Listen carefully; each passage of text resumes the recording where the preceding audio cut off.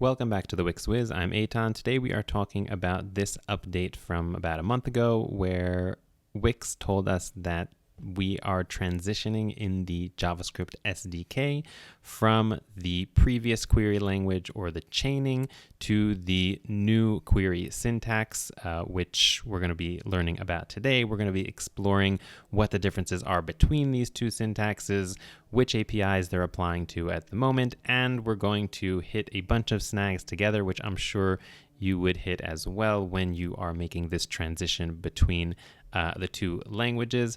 So if you want to learn all about that and more, before we get started, I just want to encourage you to go ahead and hit subscribe to the channel. I don't want you to miss out on these videos that come out every week. And also we have some flash updates as we've been having over the past few weeks with really important stuff about the Wix ecosystem that I don't want you to miss out on.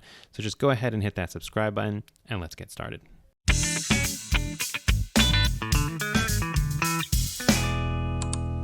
So before we hop into a demo of how the new query language works, let's first discuss what the differences are between this new method and the old method and why this might have come about. So in order to highlight this contrast, I'm here inside of query products. So this is a method for Wix stores. And specifically, I am currently inside of the SDK documentation. That's like the pure SDK documentation versus the SDK documentation, which lives in the API reference, which we'll see in a moment. And you can see here that this documentation is actually still in the old syntax. So that's good for us in terms of understanding the difference and not so good in terms of possibly confusing people a little bit.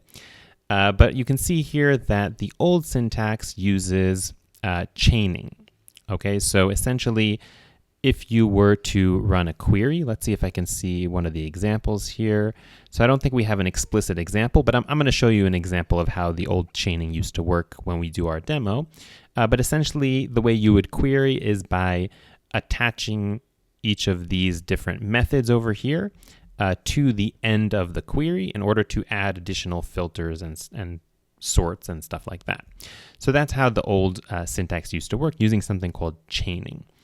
The new syntax, if we go over here, so this here now, this is the API reference.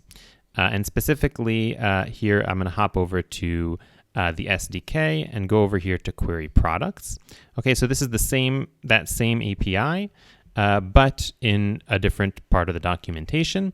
And you can see here that this one has already turned over to the new type of syntax, and the filters are built very differently here. I find this documentation actually not so clear, but if you go to the general reference of how the Wix API language works, then it's not so hard to understand. So if we just hop over here. So this is really all about what they call the Wix API query language, which is also the new method that's being used in the SDK.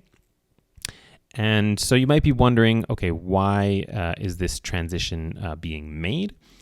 And I have two answers for that. So one is that if I'm not mistaken, this is the method that was always used in the REST APIs. So essentially there was one method that was being used in the REST APIs, and there was another method which was being used inside of Velo.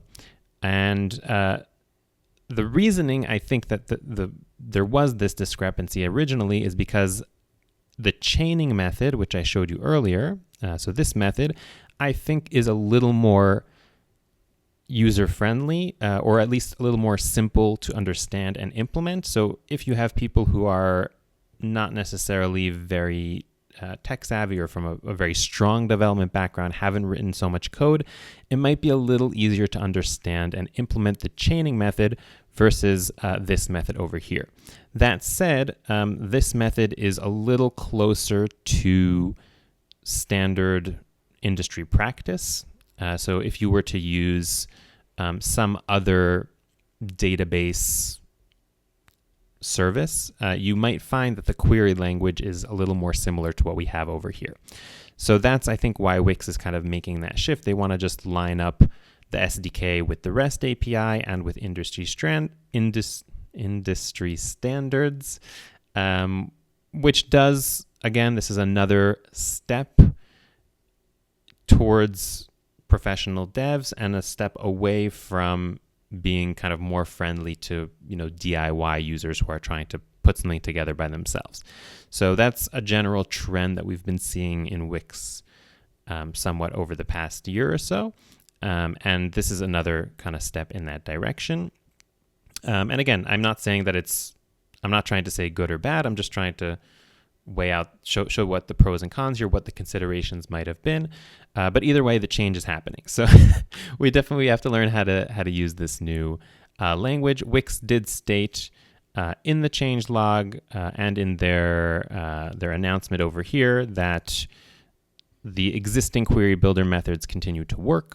Okay, so it's not a breaking change. That means your code on your site is going to continue to work. You don't have to change it, but it's generally recommended to start using this going forward. And it could be that at some point Wix will decide to deprecate the old one and you'd have to switch over. I don't see that happening in the near future, but that's just something important to know. And at the moment, another important thing to know is that this is currently for anywhere there's a query. So for example, here we were in query products, and you might have something similar in, let's say, bookings. So query bookings or query, anywhere you see the word query, essentially, this new syntax will be implemented with one exception, and that is the Wix data APIs. So inside of Wix data, which is probably the query or area that you're doing queries that you're most familiar with or that is most popular, that one has not been converted yet. So that still uses the old chaining method, and it's projected that they will make that conversion eventually. And I imagine that is when people will start flocking to this video to try and understand the new query language. But if you want to get ahead of the game, then you can do that right now. So let's hop in and do a little demo and really highlight the contrast between the old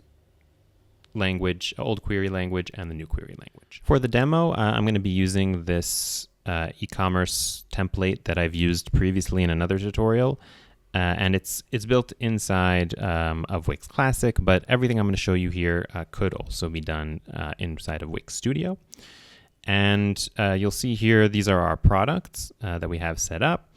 And what I'm going to do is I'm going to set up just a basic query that will aim to get some but not all of our products. So let's build a query that will filter out by name, let's say, and also by price to a certain extent. So let's go over here back into the editor. And I'm going to go over here to backend and public. By the way, if you have not done so yet, you're going to want to turn on dev mode right up here. If you are in Wix Studio, you're going to find that button somewhere over here, and it's kind of going to look like these squiggly brackets that you see here. Once you've gone into dev mode, let's go ahead and create a new backend file. Everything we're going to be experimenting with will be just in the backend. We're not going to be building out any kind of front-end interface, but just to give you an idea of when you might want to use something like this. Let's say you're building like a search bar that you want to let people search your products with, or some kind of interactive search experience, or a special category page which only shows some products or something like that. So that's where you might want to implement something like this. But again, we're showing the example here with query products. This is relevant for all queries that you might do: query bookings, query pricing plans, etc., etc. So let's just call this, let's say, query demo. Again, we're not even calling this from the front end, so it really doesn't matter that much what we call it. And here, let's go ahead and I'm going to get rid of all of this boilerplate that we have over here. And what I'm going to do over here is I'm going to go to our documentation. And what I'm going to do is first I'm going to build it using the old query language.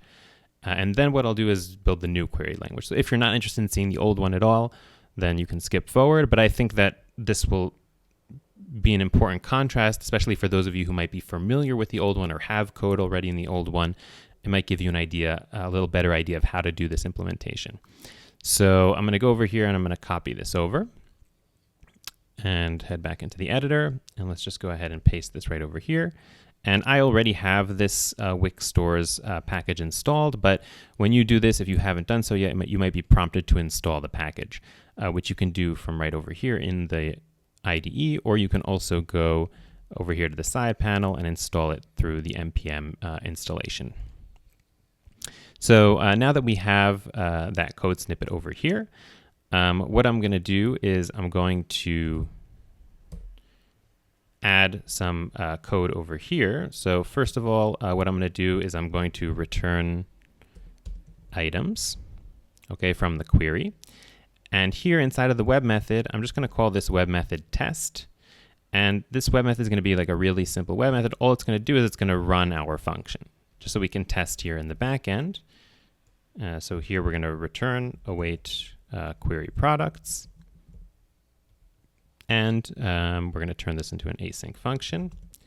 Okay, so now if we run this here in the back end, what it should do is run a query and return all of our products. So let's go ahead and see that. Okay, so here you can see it returned 7 items here, and that is the 7 products that we have over here. So that returned all of our products. So now let's add some filtering and only retrieve specific products.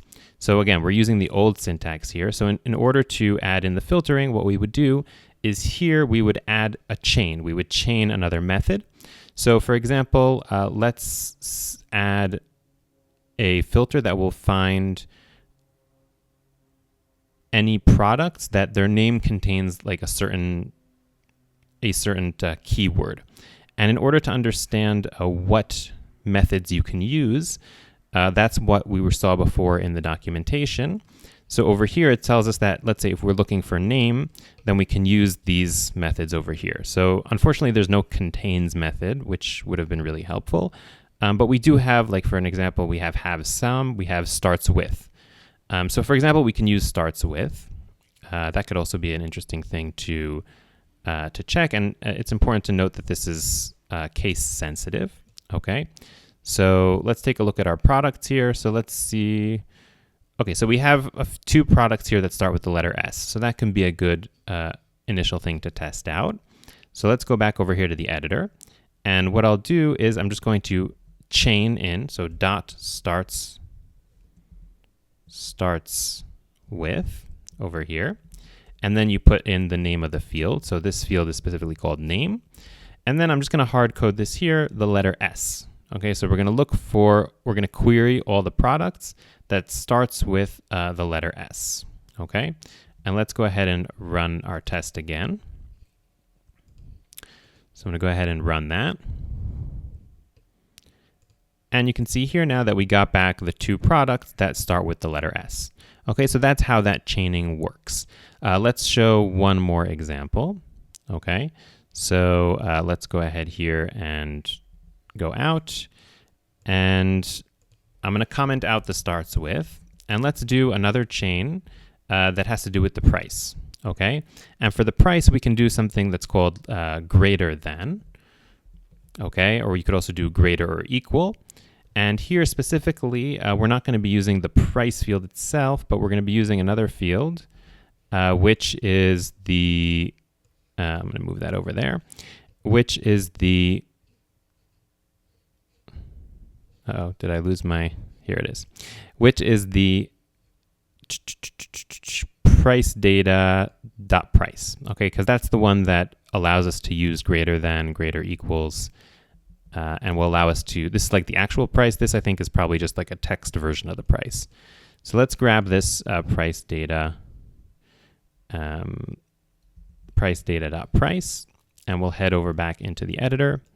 And we're just going to go ahead and paste this right over here. So this is like, it's a complicated field because there's like this dot in the middle. So that's one thing to notice. And here we can specify a certain price that we only want our products to be greater than. So let's say, let me just take a look again at all of our different products, just so we can get an idea. Okay, so we have a few here in the 20s. So let's say any products over $50. So it should return these 3 products that are over $100. That are, over $100. So over here, again, what I'm going to do is I'm just going to put 50. So it's a number. And then we're going to chain at the end the dot find, just like that. And let's go ahead and try and run this again. So zoom out here. And we're going to run this test. And you can see here that we got back 3 products, and all of them should have a price that is above. So here you can see price data, and the price is more than $50. Okay, so that's how the chaining method works. And just one more thing to highlight how the chaining method works is that if we want to apply 2 filters, so we just chain them one after the other. So let's go back over here to the products. So here, for example, if we take a look here, we have 2 products that start with S, but only one of them is above $50. Okay, so if I was to chain both of these methods together, so let's grab this starts with method again. This starts with filter again, and I'm going to put it here before. It doesn't matter if it's before or after, but put it here together so we have all these 2 filters that are chained one after another. Okay, so this is how it looks. And now if we run this test again, then we should only get 1 product back, and that's going to be the product that starts with S and the price is above $50. Okay, so that's how this works. There are obviously more complex things that we can do. And one more thing that I'll highlight before we move over to the other one is in terms of how sorting works. So sorting determines the order in which these items come back. So inside of the chaining method, what we would do, so let's go back here to when we were getting just we were filtering just by price. And let's say that I want to make it in an order where we're getting the cheapest items first and the more expensive items last. So in order to do that, we would add in a sort. So that's here. And the sorts are either using dot ascending or dot descending. So let's go ahead and zoom in here. And I'll add in here so we want, I forgot if I said we want the cheaper one first and the more expensive. Let's say we want the cheaper one first. So we do here dot ascending, like that. And then here we'd put the field that would determine the order. So like here in this case, it's the same field that we're filtering by. So it's this one right over here. So I'd put that right over there. And obviously we only need 1 set of quotation marks. And then we'd have the dot find. And this should give us in the order with the lowest price first and the highest price or the most expensive item last. So let's go ahead and just confirm that. So I'm going to go ahead and run this test again. And we got a little error, invalid sort descriptor. So I probably spelled ascending wrong. Or let me just double check here. Yeah, so this one can take ascending.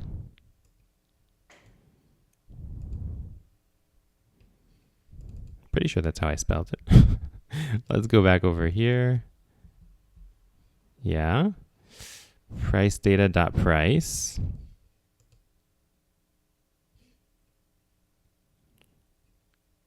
And then it should be the property.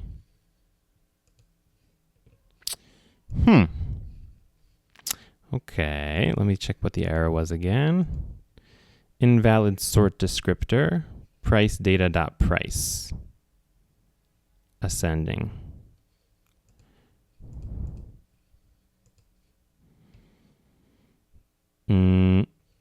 Okay, I want to say that this is a Wix bug because yeah, let's see if I could do ascending. No, can I do ascending just for the price? Let's see if I could do that.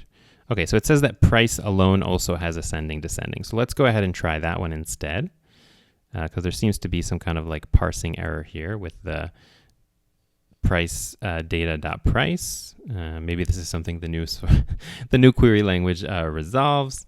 So this is what we changed it to, just like this. And let's try and run that test again. And this time it seems to have worked.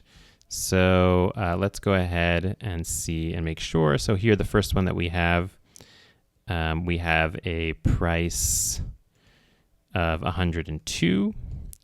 And then the next one is with a price of 107. And I'm going to guess that the last one is also in ascending order.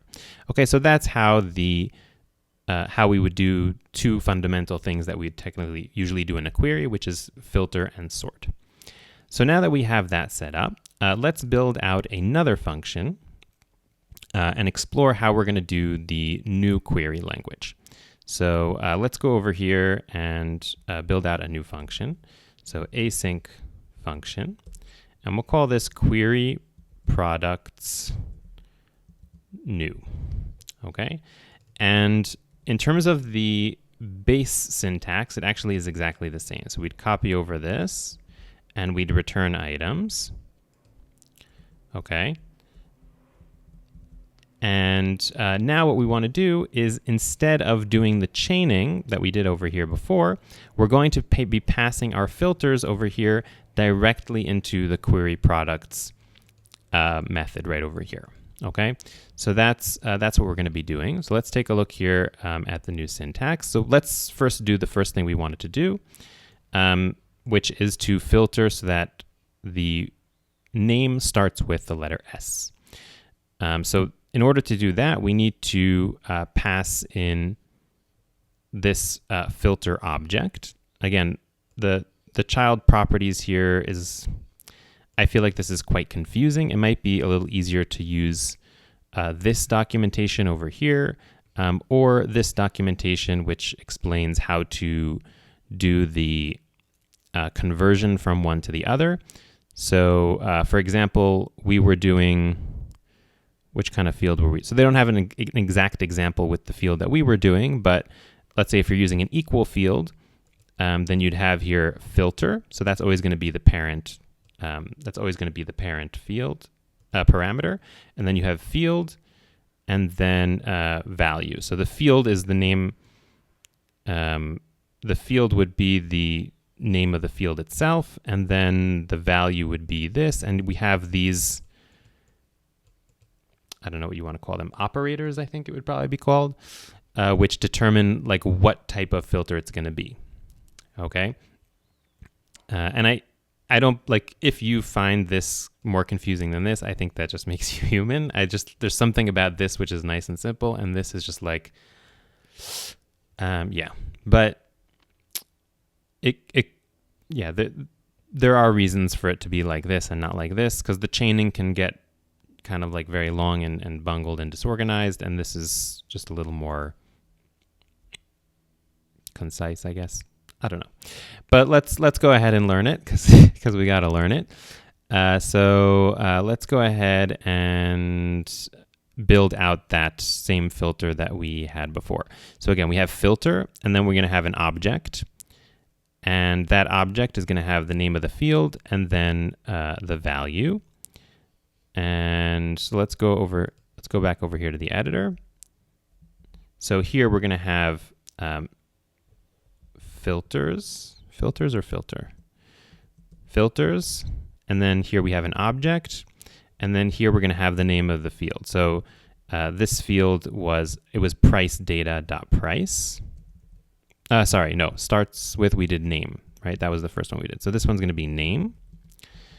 And then the filter that we used is starts with. So we need to learn kind of what that symbol is for starts with, because if you're using an equal filter, then you can just kind of write the value over here. But if you're using any other one, then you need kind of that special symbol. So that means we're going to need to go ahead and look it up. So let's go back over here. And here we have starts with, so it's actually the same. So I'm seeing here, just by like a quick review here of the, yes, I was right, it's called operators. The operators are actually named quite similar to the previous ones. So like equals, not equals, greater than equals. Yeah, so it's pretty much the same as the language that we had with the previous chaining, just you add this $sign beforehand, pretty much. I mean, there are some discrepancies, but overall, to me, it seems basically that that's the approach. So let's go back over here.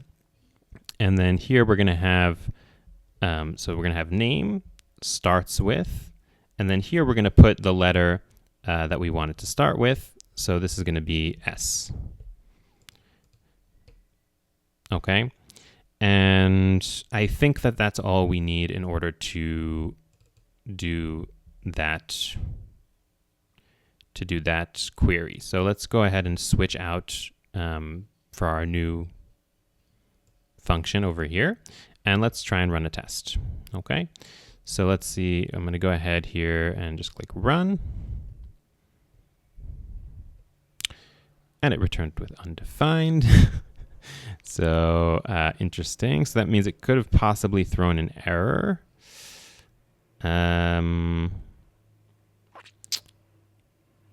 Okay, so let's wrap this in a try catch.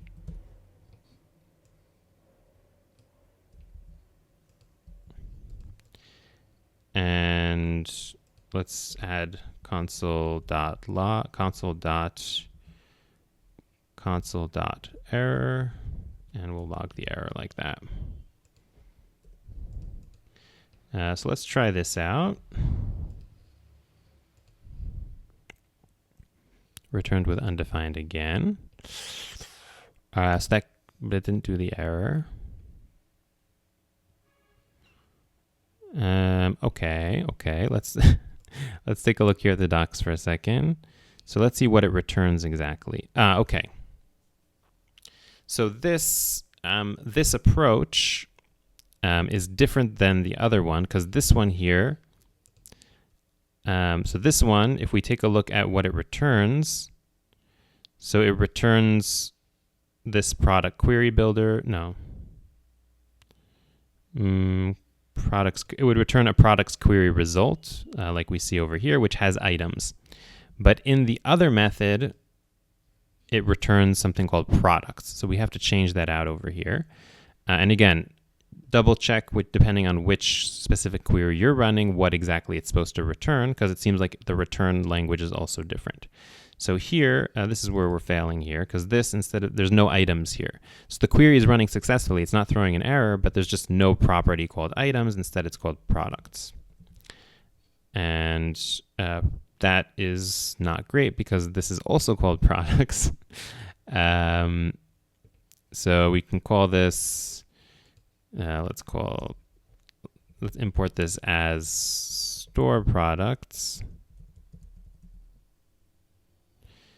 And this could be store products. Yeah, I don't know. Like, you could do that, or you can instead of extracting it like this, you can kind of drill down later. It's up to you. So let's do this products, and let's try to run this again. So I'm going to go ahead and run the test. We still returned undefined. Where did I go wrong? Products. Okay, let's go back. I'm going back. So instead of extracting this, what I'm going to do is I'm just going to say over here, I'm just going to say products query result, because I really just want to see exactly what it's returning. And let's get rid of this here. And we'll return here the products query result. So that should give us everything that comes back. I don't know, maybe it's coming back without any items because I didn't do the filter right. Okay, so this is returning, maybe because I need to run .find at the end. Maybe you still need to run .find even if with the new query. Ascending, no. Where were we? Query products, await products dot query products. Yeah, so here they don't have in the example, there's no .find.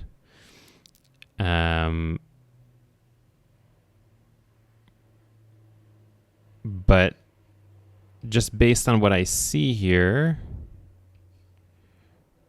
I mean, based on what it's returning, like it seems to be returning the query itself and not, let me see what happens if I chain .find over here. So I'm just going to add over here at the end of our entire query, I'm just going to add a .find like that. And let's see if that does it.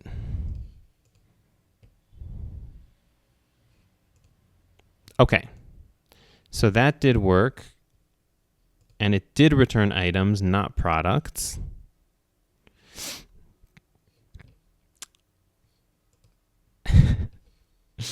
Okay.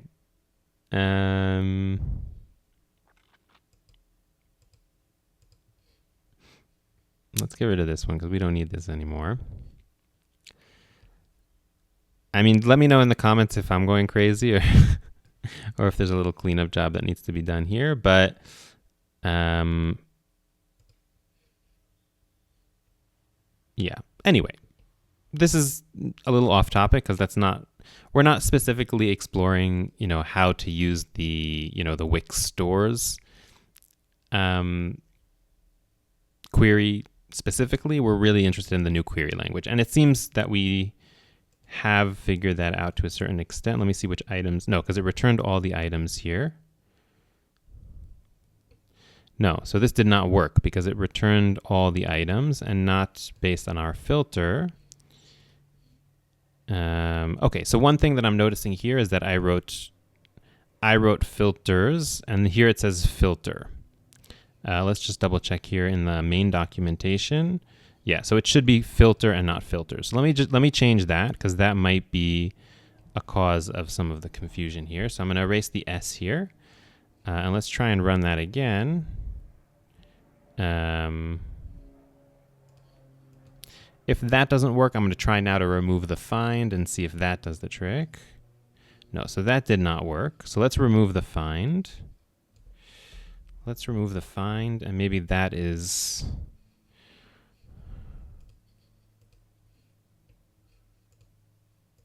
query, filter.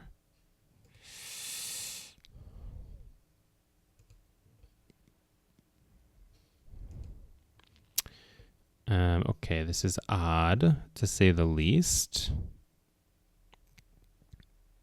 I feel like maybe there's something wrong with how I declared the filter, and that's kind of making it behave erratically. Let's see here for a second. Yeah, this is a map.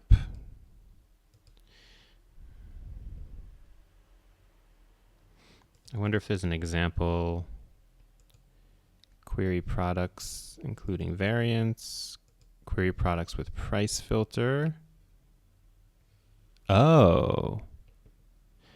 Okay. So look, I'm happy I opened this example. So here it seems like this filter needs to go inside of another object, which is called query. So that might be the problem. So let's go ahead and try that. So here, what I'm going to do is I'm going to add here query. And I'm going to go here and grab pretty much this and put it here in the query. And let's try and run that now. So I'm going to go over here and run this.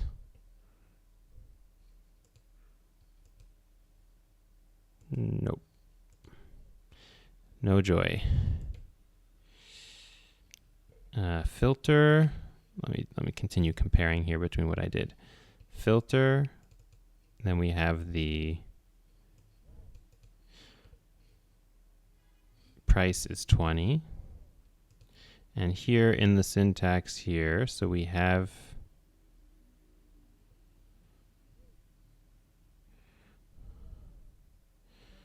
let's do this one, the conversion one. So field equals value. That's exactly what I did.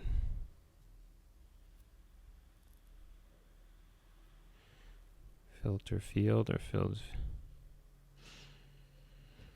Okay, I really think that I have it right this time. Name starts with S.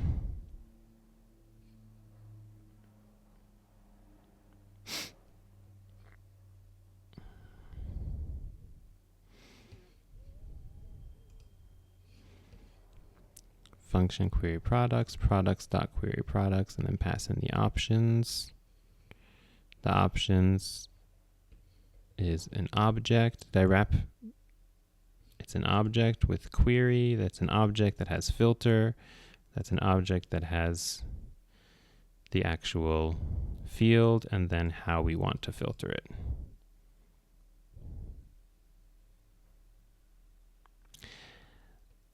I can try like a more simple filter first. So let me grab, I'll grab the name, let's say, of this specific product.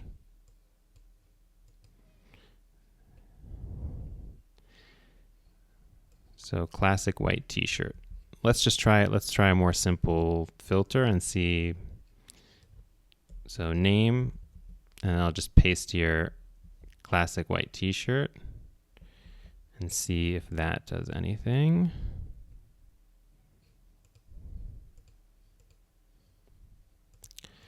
Okay, so that didn't work either. I'm vaguely remembering here, because I think that in a tutorial a few weeks ago, we actually did use this same API. And I think that we figured out that instead of, you can't only pass in a filter, you also have to pass in, I think you also have to pass in a sort. Filter object. And then, let's see, in terms of here, I don't remember if it was you also have to pass in the paging or you also have to pass in a sort. But let me try and also pass in a sort, because I really remember that. Okay, so let's try that. So I'm going to do over here, in addition to the filter, I'm going to pass in a sort. So we're kind of skipping ahead in the lesson in terms of showing sorting already. But so here, in terms of how the sort works, so we put it in after the filter like that. And so here, the old one, so remember we did ascending by price. And now the sort would be, so the sort needs to be an array. And we have the field name and then the order.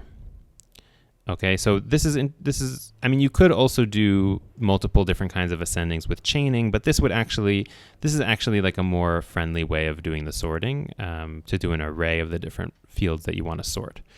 So again, sort, and then we have an array, and then we have an object in that array, and we could have multiple, I'm assuming, for different sorts, but then we would have the field name and the order, which would be, I think I'll make less mistakes if I copy it, because I feel like I've already taken you on too many detours. So let's just go over here, and I'm going to paste this. And instead of field name here, what it will do is we'll do the same one we did before, which is price. Okay, so we're kind of skipping ahead here to exactly, so no, not exactly this, but similar to this, just with the starts with instead of the price data. So that's what we have here. So let's go ahead and try and test that. Fingers crossed, everyone. Fingers crossed. No joy. No joy on that. So let's add in, let's try and add in also the paging. So cursor paging.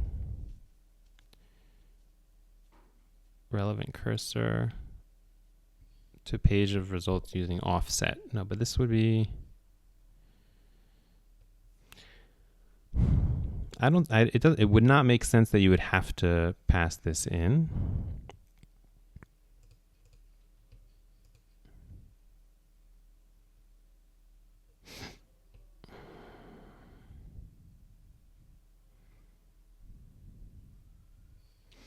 It would not make sense that you have to pass this in. I'm going to try and play around a little bit and get it working, and I'll be back, because I think I don't want you guys to get too tired of the debugging process. So give me one moment, and I'll be back. Okay, so I am back, and I don't have a conclusive result yet, but I have a pretty good hunch of what I think happened. So let me just take you through my process and what I've been doing for the past 10-15 minutes. So I've been exploring different parts of the documentation. I've been learning about the difference between search and query in the new approach. I was double checking to see that over here in the filter and sort that we can indeed filter by name starts with and by price and by all the other things that we were trying to do. I took a look at the v3 catalog to compare and see what's possible there and where I may be going wrong. I tried to install Wix Essentials to Elevate, and actually something interesting happened when I did that, because you can see here now that there's like a linting error here. So if I go over here and I hover over this, it says expected 0 arguments but got 1.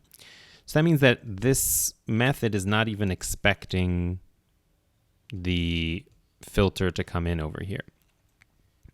And that only happened after I installed Wix Essentials for some reason. I don't know why, even though I'm not even importing it now into the file.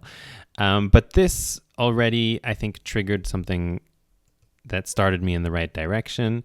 After that, I even went over here to another tutorial that I have from a few weeks ago where I was using this same API and eventually got it to work to check to see what I did. And we didn't do anything too different, only using Wix Essentials. I see also that the API changed a little bit because there I didn't need to use that query wrapper around it, but instead I just needed to call it like this. And that is the final thing that kind of made this click for me. How could it be working, 2 weeks ago, but not now? And I remembered that you can't teach an old dog new tricks. And I think what the problem is that this site, so if you recall when we started off this tutorial, I told you that I already had Wix stores installed from a while back. So what I think the problem is that it could be that I installed Wix stores package before this update was made to allow this type of querying.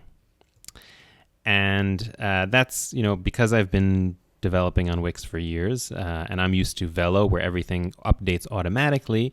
This is not the first time that I'm that I'm kind of falling for this trap of needing to update the packages.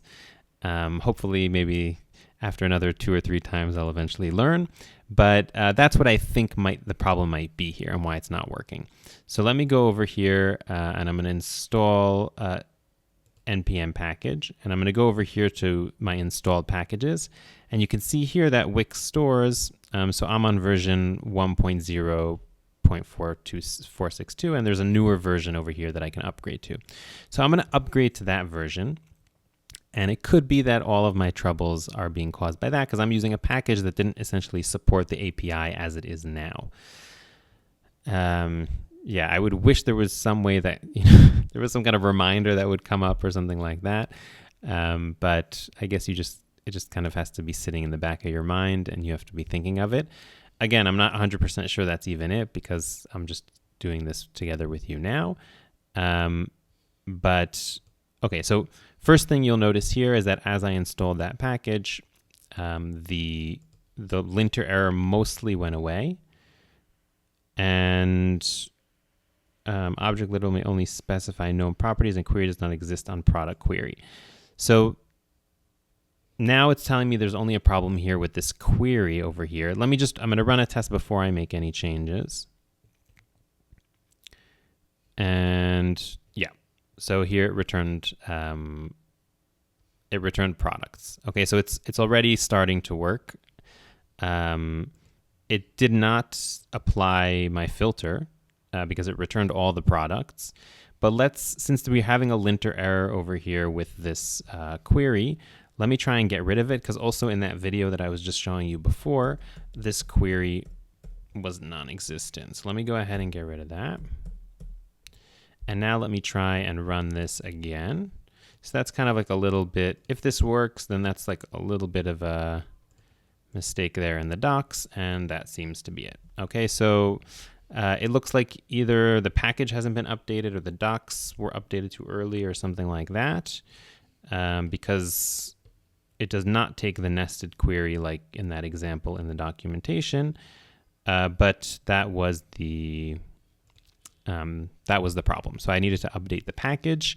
And I personally am super happy that this happened with us here together, because I think that if you were, like if you're learning, if you clicked on this tutorial and you came in order just to learn how to use the new syntax for something new that you're building, then it might not be so relevant. But if you are like myself, or you have built already your site and you're looking to migrate, then this might be something exactly that you would encounter, because you may not have updated the packages in a long time because you didn't need to, and then you're trying to implement the new query language and you're not managing, and this is exactly why. So I am super happy that this happened. I don't know if you feel the same way, but awesome. So now we can kind of get back on track to our comparison between the two different query languages. And what you'll see over here, so we did the filter where it starts with S, and we can change that out also for the other filter of like the price data. So let's try that one out. I'm not sure if it was in that list of all the different things that you can do, but let's switch this out. So we'll do here price data dot price, and instead of starts with, so it's already flagging here that it doesn't support the starts with, which is good. So we can do here greater than, and then here we can have a number, so let's say 50. So it's the same thing that we did before, just using the new language. So let's go ahead and test that.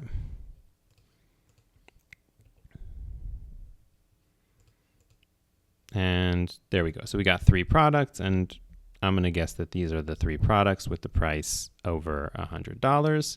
And now we can also kind of add back in that sort that we had from before.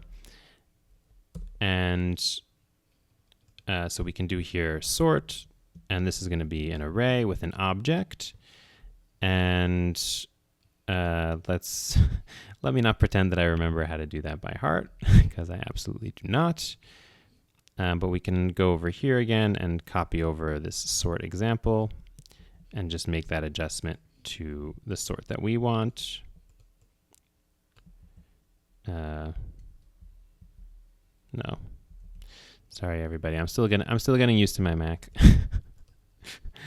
I'm a Control V boy, not a Command V boy.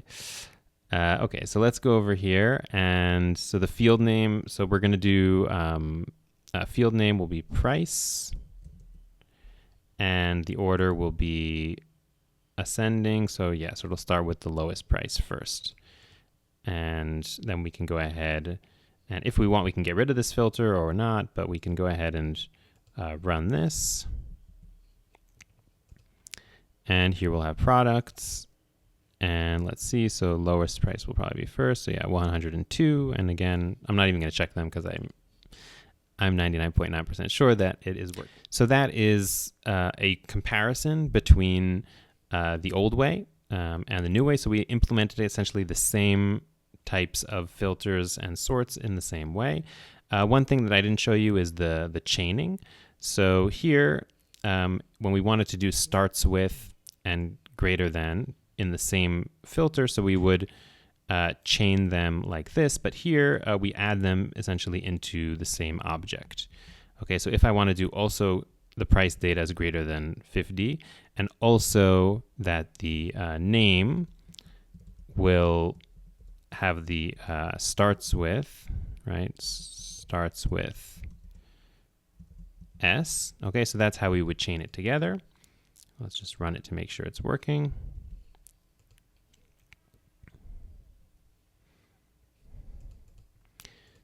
There we go. And we got one product that matches both of those filters. Okay. We didn't talk here about how to do things like slightly more complex things like doing and or, which is also, I think, here in the comparison document. No, not in the comparison document, but about here. So here we have and or and not. And here we have some examples of how to do or. So essentially it's added as like another level in the filter. Whoops. And then we would have here, sorry about that. And then we can add in the array of the different filters which we want the or to apply to. So I can show you how to do that now. And this is actually a case where I think that this new syntax does simplify this, because the or and chain with the chaining method would get complex, because instead of when you used and or in the chaining method, you would have to add in new complete queries. And here you can just add in the specific filters that you want to filter. So let's go ahead and see how that looks in the new language here. So here we'd have, so let's say we wanted it to be this. So it's, okay, so it's one important thing that you have to understand is that and or mean opposite things in regular English and in filtering language. So when we say or in filtering language, we actually mean and. We actually mean anything that matches these criterias. And when we say and, it means it has to match all the criteria. So this is essentially an and over here as we see it. And then if we want it over here, we can turn it into an or. So we can have here or, and then we'd have an array. And then we can move this. And then I guess each one of these would be an object here. So we'd have one object, which would be this. And then we'd have another object, which is this, because we can't have a property on the top level inside of a... I think I have an extra one here. Is that the problem? Property assignment expected. Here we have one object, another object inside of an array. Let me just take a look at the example again.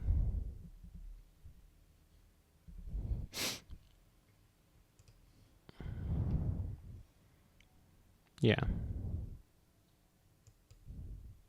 Or then an array and then two objects. So where did I do this? What did I do wrong?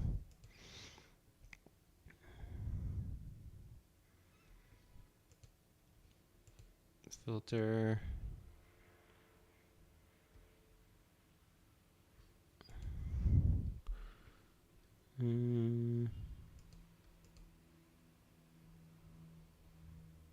I'm missing this. There we go.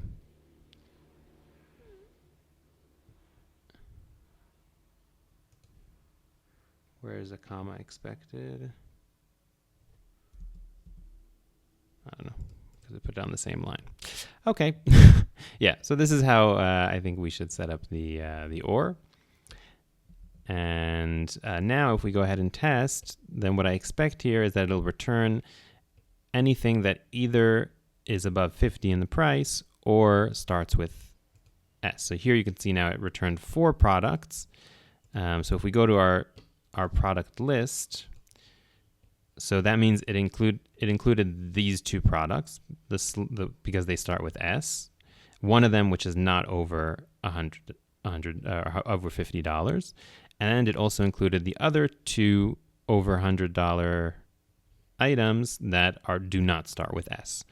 Okay, so that's how to set up an OR filter, and that is actually much easier to do than with the chaining.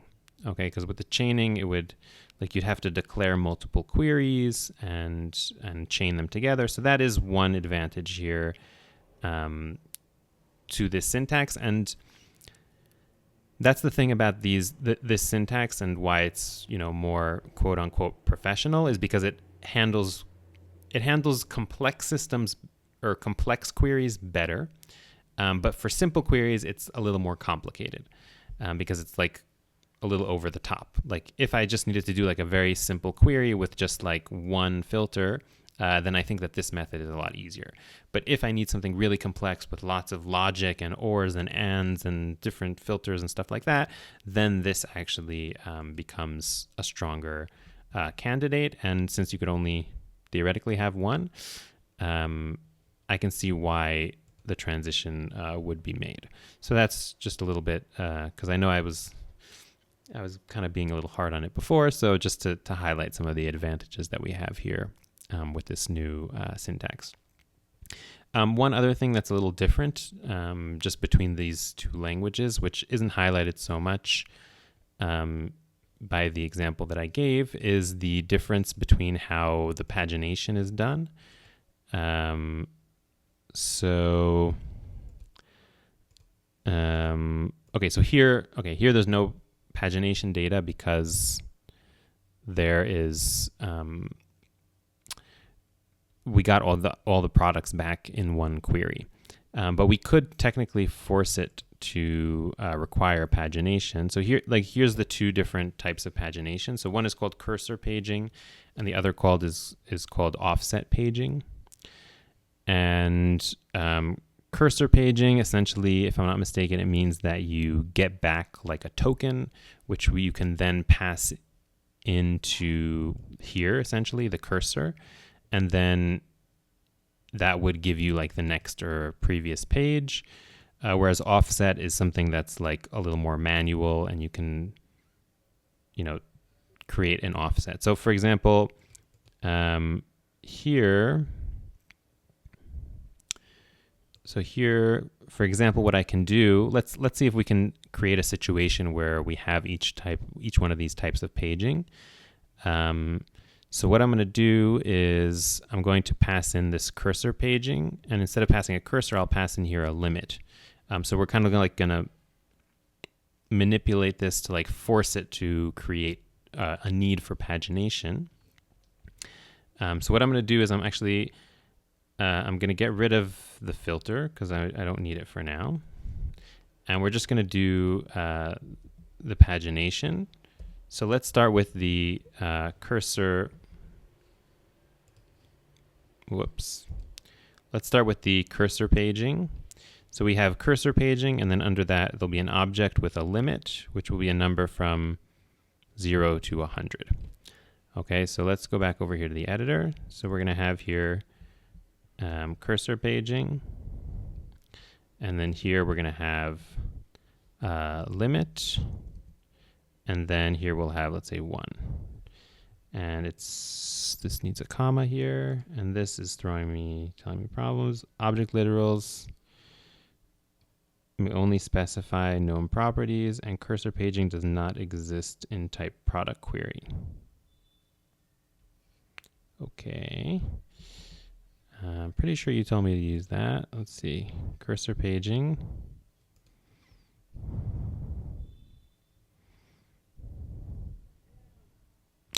Let's try it. Let's try and ignore the linting error for a second and see if it works. Okay, so we got back all 7 products. So it did not do the cursor paging. I'm curious as to why.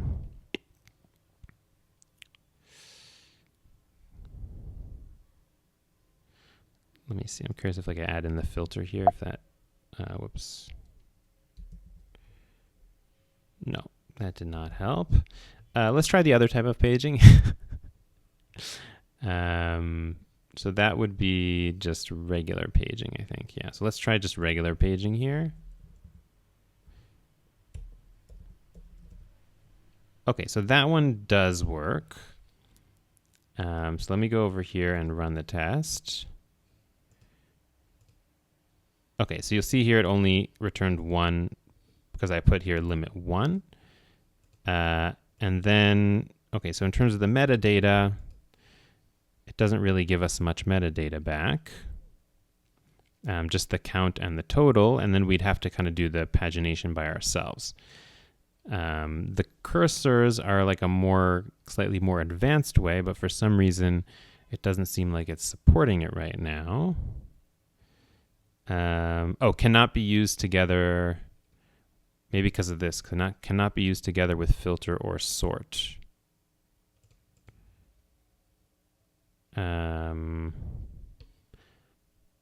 Interesting. I would think that it could be used in the initial one, but not in the. Let's try it without the. So let's do here cursor paging. And let's try and get rid of our sort. Now let's see if that does anything.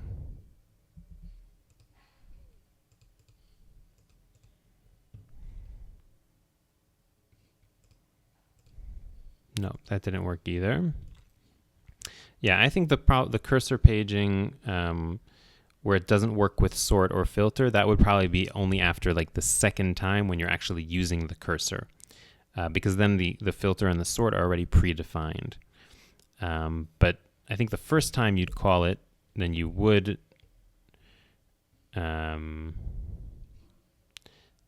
theoretically be able to paging pointer of the page results using offset. Metadata, count cursors. Yeah, so it seems like not all of the metadata is being passed back to us. So it could be that the cursor, like the cursor paging would only work if we actually had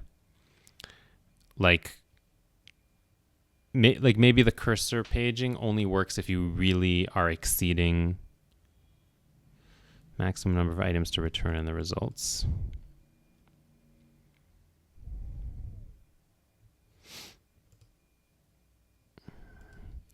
Like it could be that if we actually, I think the default is maybe 50.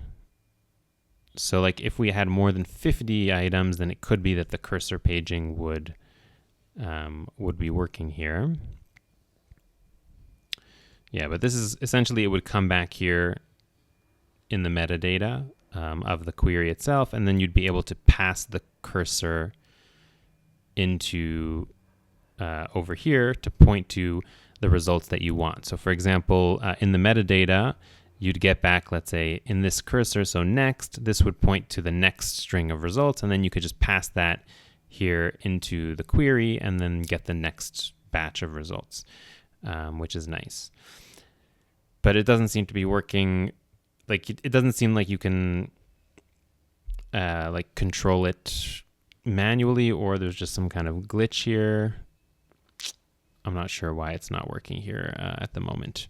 But that's just in a nutshell what the cursor paging and stuff like that is like, which is new to this type of querying that didn't exist. Like here in the chaining, we had something called .next or .previous. That was essentially the equivalent of the cursoring. And now it's done in a slightly different way to fit the new, to essentially not do any kind of chaining. So I think we're going to wrap up here. I know this got a little long, but I think we learned a lot of important things about not only this new query language itself, but kind of the environment about the query language and what to expect when Wix kind of transitions from one thing to another thing in terms of how smoothly things work. But this is going to become more and more relevant.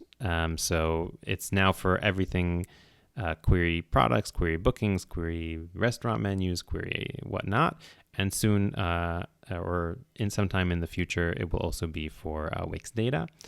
Let me know if you found this tutorial helpful and give it a thumbs up, pretty much in any scenario. Just give it a thumbs up. And if you want to see more tutorials like this about Wix, the Wix ecosystem, Wix developing on Wix, updates, don't forget to subscribe to the channel, and I'll see you next time.